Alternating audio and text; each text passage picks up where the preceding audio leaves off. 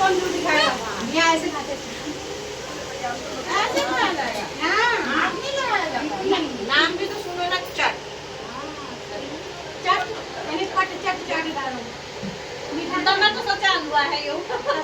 नहीं है, कम मीठा है। हाँ। है ना दीदी?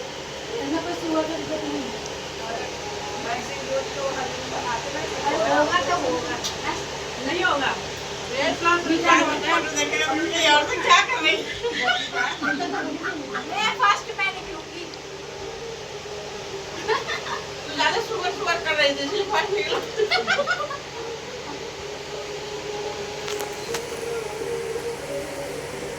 उनके बाद बर्फी बन गई थी बढ़िया।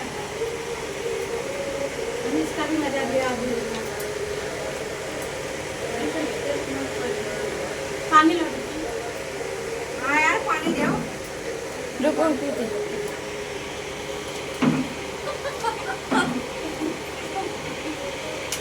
कभी खाया था आपने कैसे खाना?